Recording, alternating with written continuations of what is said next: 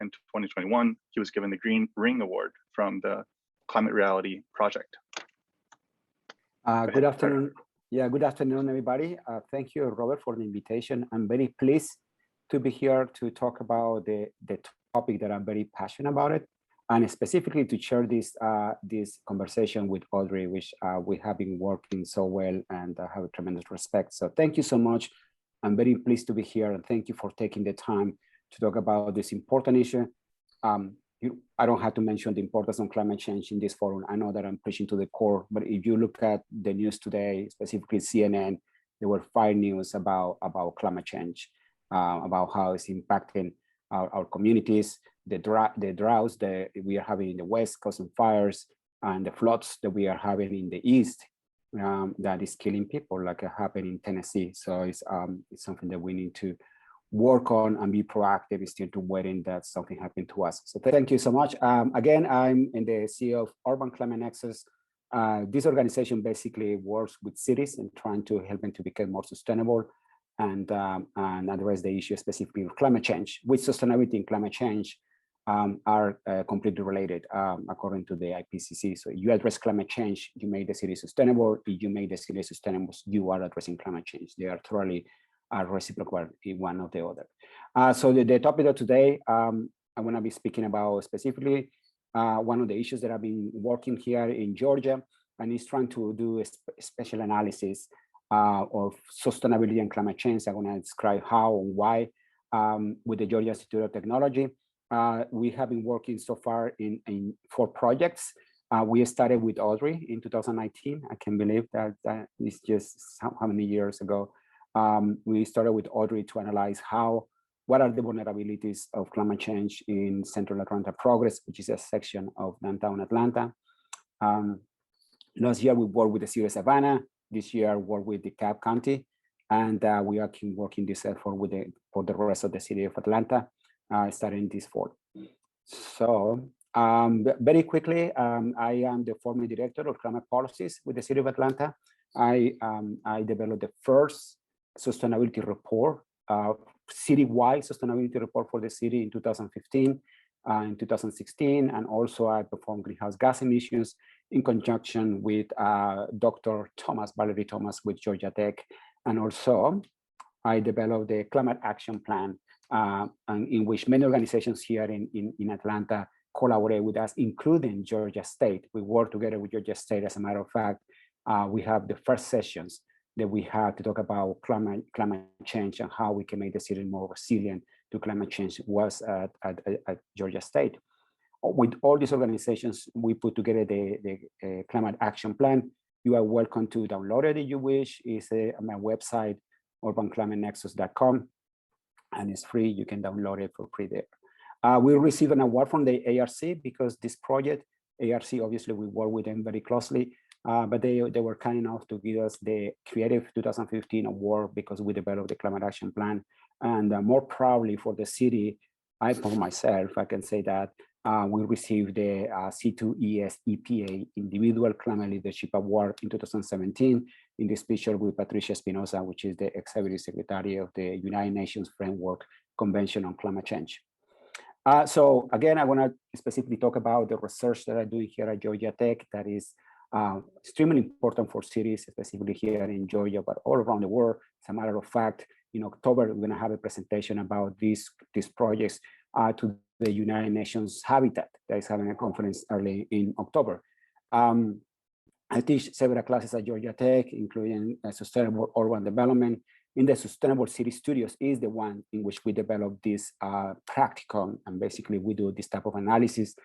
Since many times cities lack the capacity, the financial capacity of the know-how in order to develop this kind of analysis. So we help those cities in order to do that. I also teach classes in land use planning and climate policy with the School of Public Policy at Georgia Tech. So why cities? Very quickly, why cities? Why we believe, or I strongly believe, not just me, but many organizations and many people around the world, why we believe that addressing climate change should start with cities. People are moving to cities. Right now, there are more people living in cities than in the countryside since 2006. And then this trend is growing exponentially. by 2050, more than 75% of the population are going to be living in cities. So as most people living in cities, we consume an enormous amount of resources. According to the United Nations environment, more than 75% of the air resources are used by cities in order to feed us, give us energy, water, etc., or well, the consumption that we have, etc.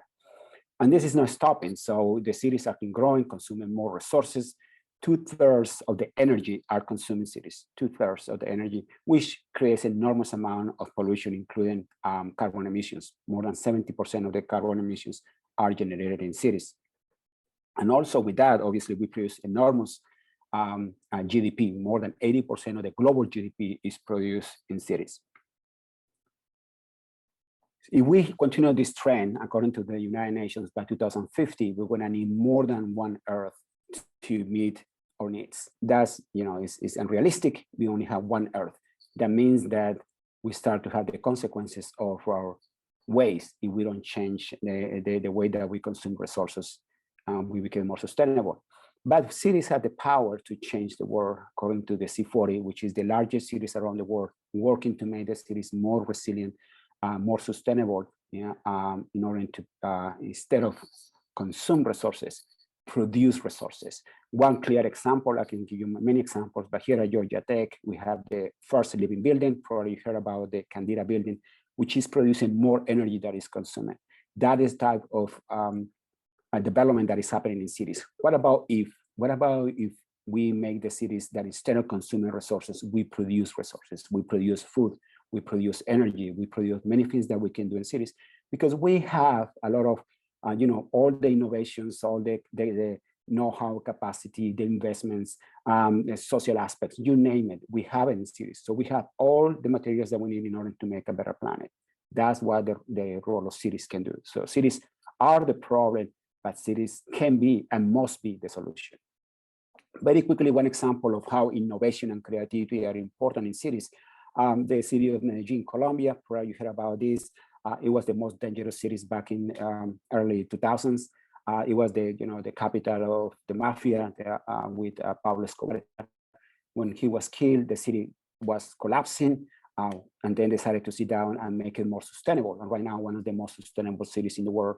And one of the things that they did was create these gondolas. That basically the idea was that people who was living in the periferia, which is basically around the mountains, around Medellin, they need to work. So in order to get to work or go to school or go to the hospital, they had to drive for hours going down the hills. So they said, what about we put some gondolas to mobilize those people? It was such a great idea that other cities are following. So for instance, Mexico City decided to say, okay, this road is very busy. What about we put gondolas and mobilize people? And they are doing it. So I throw this idea here in Atlanta. We know that one of the busiest roads is 75, 85 in the Spaghetti Junction. We know, I call one of the, I call it as a funny statement. I said that one of the doors of hell has to look like the 75, 85 to 85 connection in the Spaghetti Junction. It has to be, there is a hell, has to be like that. What about we mobilize people with gondolas? Just an idea. Why not? Why not? Other cities around the world are doing it.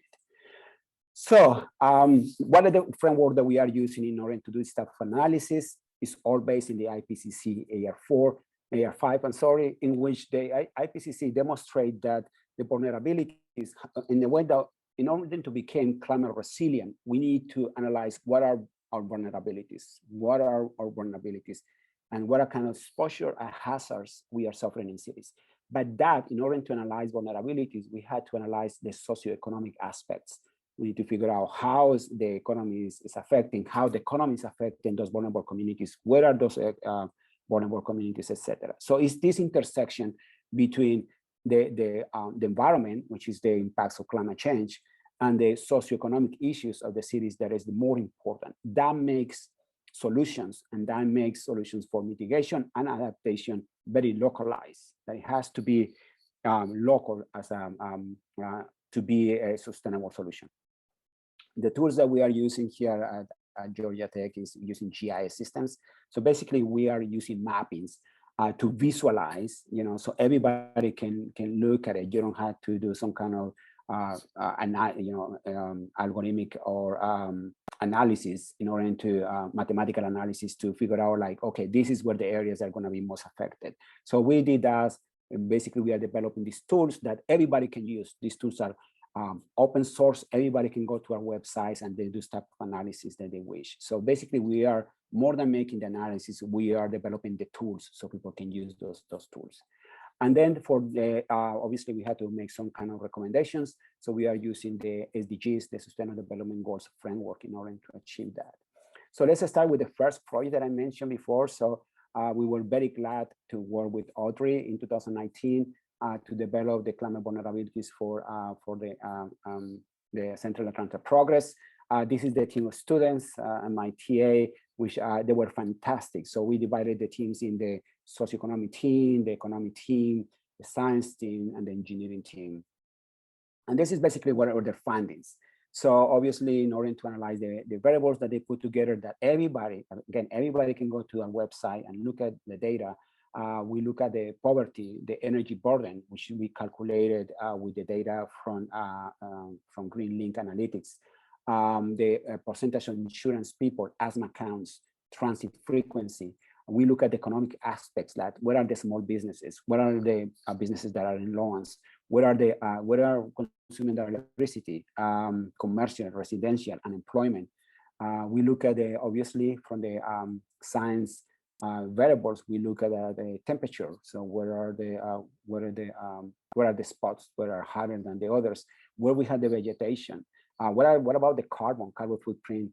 And then two of the maps, obviously we need to look at the flood plans. Something that I'm very, very proud of this project, one of the main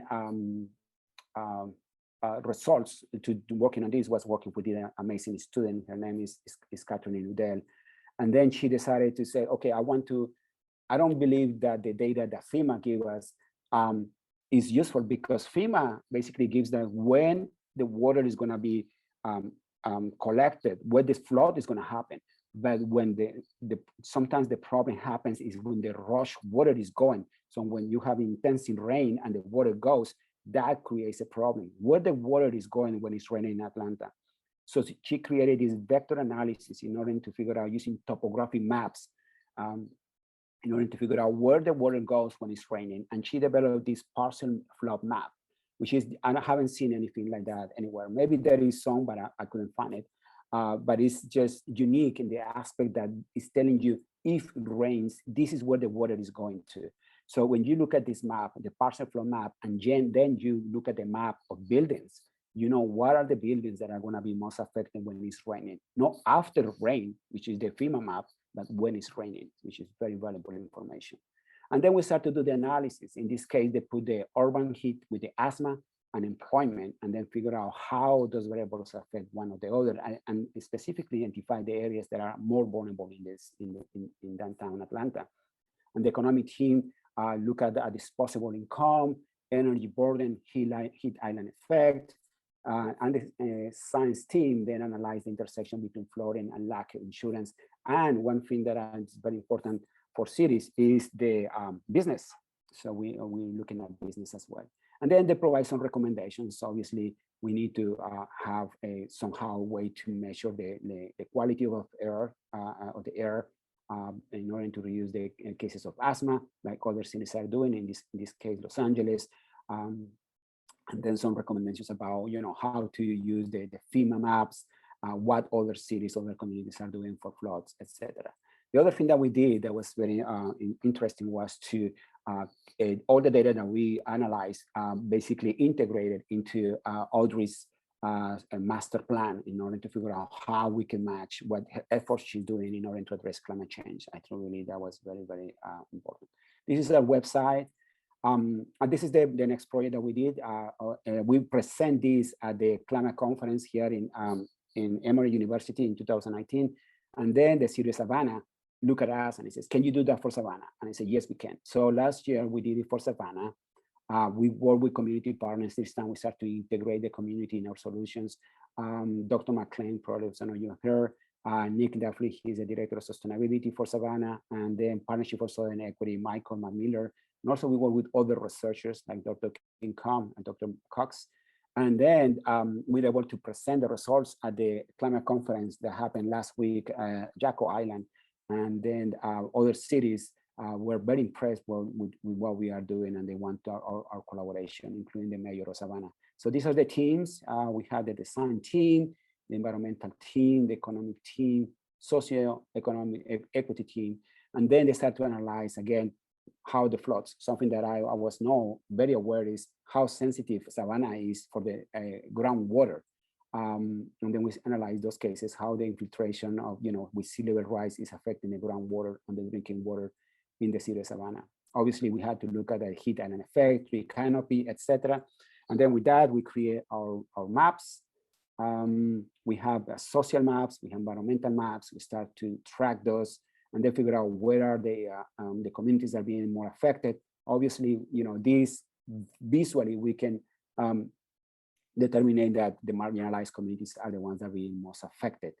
And then we start to look at other cities, what other cities are doing. In this case, we studied the city of Notre Dame in order to alleviate the problems of flood. And then we make, with the policies that the city of Savannah is doing, some recommendations.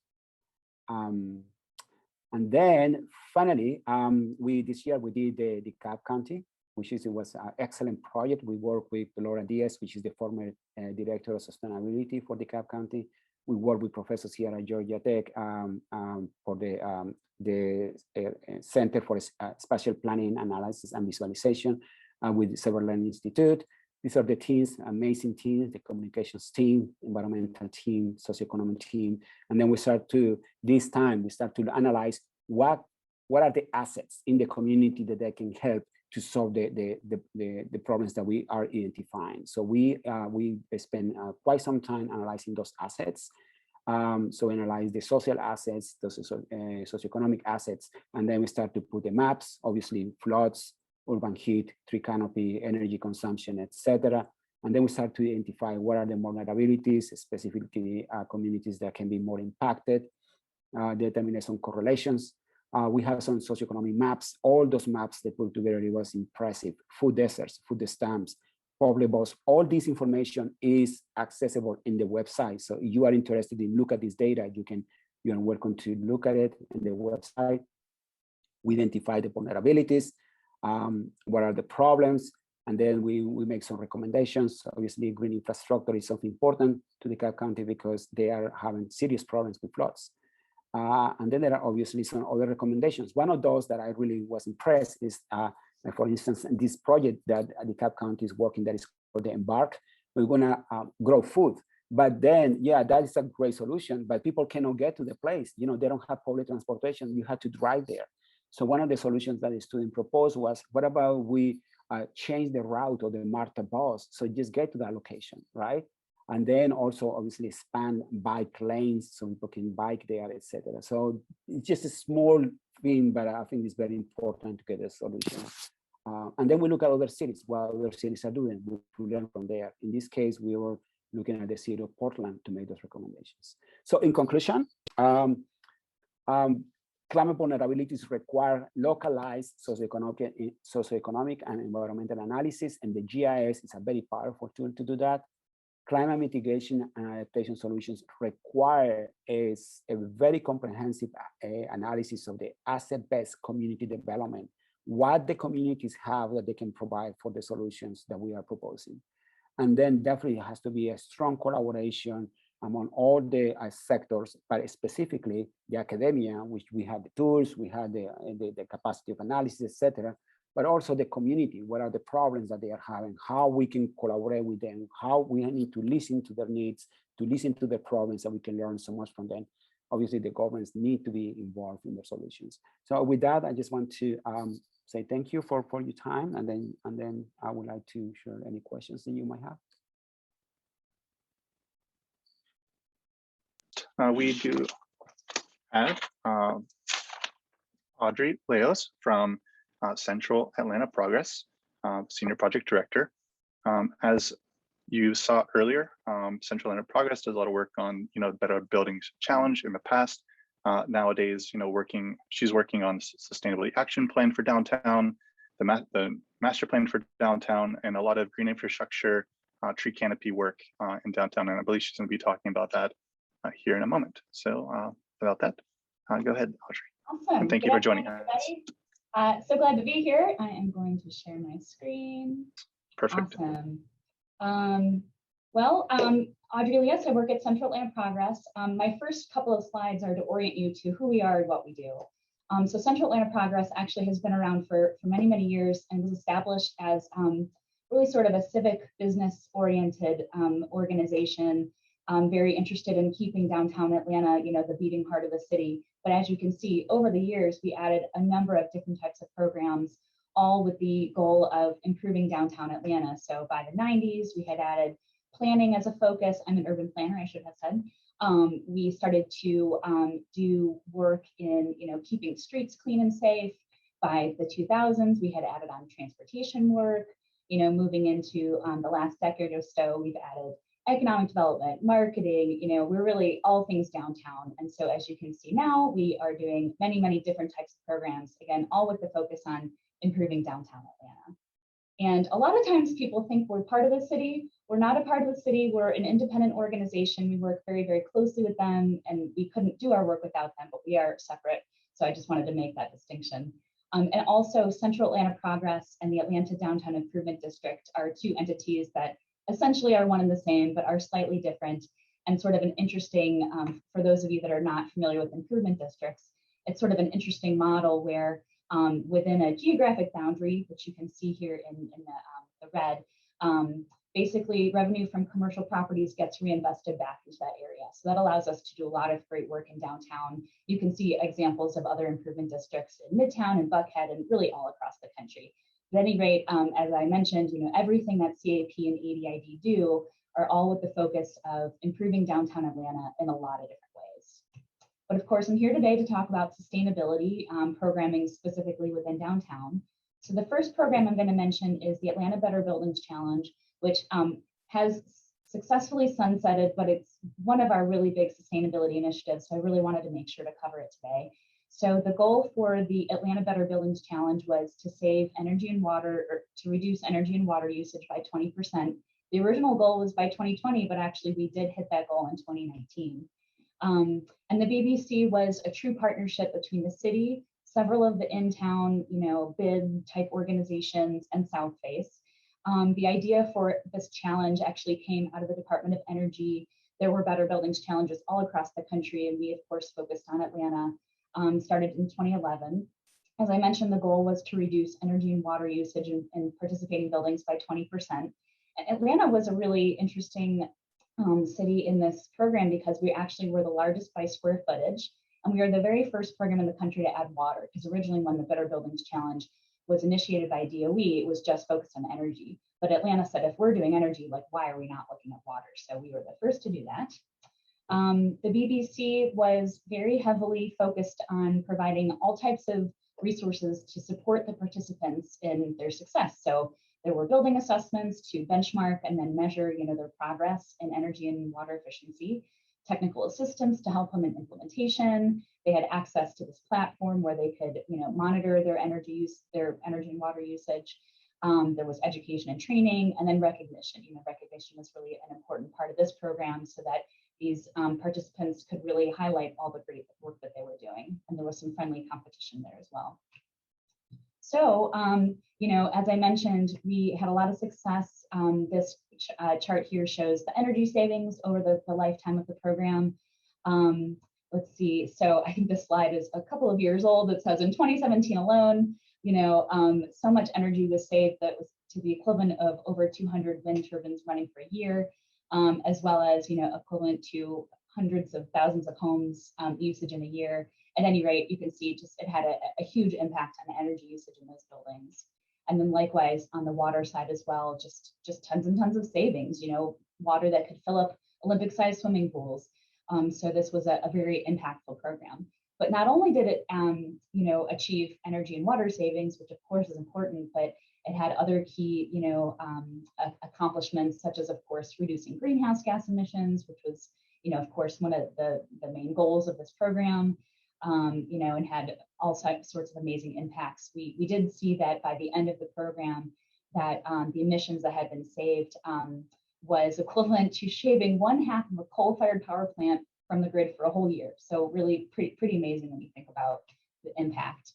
And we also looked at the economic impact of this work because, you know, obviously a lot of people are very interested in energy and water savings, but for some people, you really need to bring them into the conversation by talking about the economic impact. And so we were able to say, you know, look, this had a huge impact on the region. It saved a lot of money, it saved those participating buildings a lot of money on operating expenses, but also created jobs, added $16 million to the regional economy, which is, you know, pretty significant, and increased labor incomes for the folks that are working on that. So this not only has a good environmental impact, but is really good for our local economy. And this is actually probably one of the more sort of unexpected but really interesting factoids, is that the energy and water savings that occurred here in Atlanta actually benefited public health in people in other areas, even outside of Georgia. So the map that you're looking at looked at, I want to say this is public health benefits due to improvements in air quality. And essentially, you know, what you're sort of looking at is the savings that were achieved in Atlanta reduced the amount of energy that was needed to be pulled from some of those power plants outside of, you know, even Georgia. And it impacted the public health of those people there. So again, it not only achieves important environmental benefits and economic, but also public health benefits, even outside of the one city that it's taking place in. So it's pretty amazing stuff. But as I mentioned, that program wrapped up in 2019, was very successful, but there's lots of other things that I want to talk about in terms of sustainability in downtown. One of the key things that CAP has been doing for years is focusing on transportation. The images that you see here really highlight, you know, the range of transportation options that we have. Downtown is blessed with a really great transit system, very walkable streets, really good, you know, street network, and also a pretty good bike network that is continuing to grow. So these are things that we really try to leverage. For years, we have really been pushing, you know, a multimodal approach, trying to encourage people to use transit and to walk and to carpool and all of that stuff. And so one of the programs actually that we have been running since, I want to say 2000, maybe the 90s, is what is called a Transportation Management Association, or really sort of a program that supports people in their commute to take different modes. So this is something that we administer, but it's actually through a program that Atlanta Regional Commission runs called Georgia Commute Options. And essentially the role that we play is we support employers and property managers to help their employees with their commutes. So we promote, you know, transit and biking and walking and carpooling and teleworking and all that great stuff. So we actually help these folks that participate with route planning so they can understand how to leverage the transportation system that we have. We, you know, regularly provide communications to them about, you know, our transportation network, and really try to provide a very customized and really helpful approach to help people understand how to use our multimodal transportation system in downtown. And another way that CAP has been involved in supporting different modes over the years is by enhancing our bike network.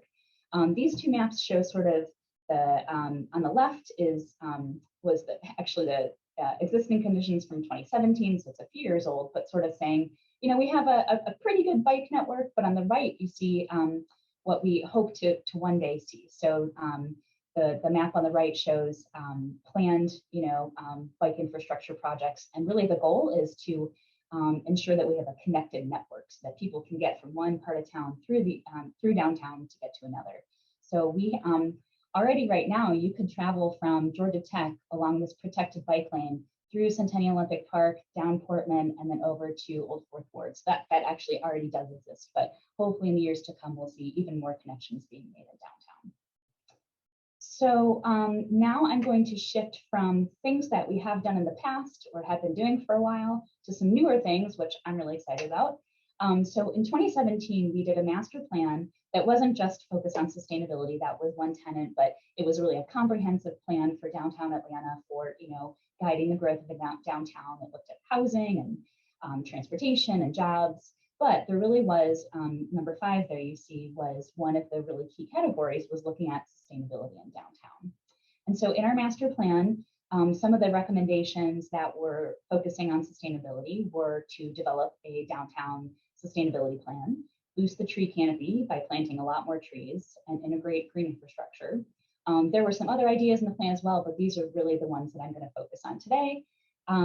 So first, the Downtown Atlanta Sustainability Action Plan. This was something that I worked on in, wow, 2019. I can't believe I'm saying that, but time really flies when you're in a pandemic, I guess. At any rate, so this plan was put together with a diverse group of downtown stakeholders, representing our businesses, folks in the real estate industry, folks that work at the city, our great nonprofit and institutional partners, funders, and folks in the greater planning community. So in this plan, basically, it's it provides data on sort of the state of sustainability in downtown, and then makes a number of recommendations of what types of strategies we can focus on to promote sustainability and resilience in downtown. And it's broken down into these 5 different buckets: energy and water, both sort of operationally in buildings as well as policy. The natural environment, which is urban ecology, trees, stormwater. Community and culture, which sort of gets to the people element of sustainability and food. Waste diversion, which is recycling and organic waste and diversion, and transportation. And I don't really have enough time today to really kind of go into a lot of detail about the plan, but it's available on our website, and I'll put the link in the chat so you can take a look at it. And if you have any questions after today, please let me know. Like, there's a lot of ideas in here that we're very much hoping to get off the ground. So I'd love, if anyone's on on the call today and is interested in talking about synergies, I would absolutely love to talk to you. But I'm going to shift to one of the most exciting projects I'm working on right now, which is the Downtown Tree Planting Plan. It's been a ton of fun to work on. You're probably familiar with the fact that Atlanta has a very robust tree canopy, except for here in the heart of the city. Downtown has the lowest tree canopy coverage really in the whole city, particularly when we compare ourselves to some of our counterparts in other cities. There's just a lot of impervious surface area and not a lot of trees down here. So we created this tree planting plan in hopes of restoring the tree canopy, which, as I mentioned, was a goal in our master plan, but it also helped achieve goals from some of our other key partners, Trees Atlanta, who I think in 2020 had announced their Million Tree Initiative. And then also, you may recall that in the Atlanta City Design Nature Plan, one of their key goals as well was restoring the tree canopy coverage, and they specifically called out the urban core as being the place that really needs to occur. So we worked last year with Trees Atlanta to put together a tree planting plan that really was, identifying these feasible planting locations based on the constraints, like what's under the ground, and we have some very challenging infrastructure here, so how we can maximize the spaces that are available, and also leverage opportunities that are here, like certain partners in downtown that may be willing to support this effort. And the planting plan also quantified the increase in canopy coverage and other environmental benefits that can come about from planting more trees in downtown. And our plan also developed an implementation and funding strategy. So the planting plan itself is also available on our website, and I can get that link to you as well. In our plan, we really went block by block, street by street, to try to find any possible locations, including even along the infields of the GDOT right of way along the highway. So our plan says, we believe that it's achievable to plant maybe about 8,000 trees in downtown. Originally, we hoped it would be 10, but as I mentioned, it's just a very challenging place. But 8,000 trees is still a lot of trees. And as I mentioned, we quantified what that would mean in time for the tree canopy coverage. And this, if we are able to implement this in full, we have the potential to double or maybe even triple the canopy coverage in downtown, which would, of course, as you all know, would have some really amazing and really important benefits. And so I think in my next slide, so I covered that. This is, again, some of our graphics showing, sort of the increase in canopy coverage over the years. But planting trees in downtown is pretty expensive. The all-in cost is about $16 million.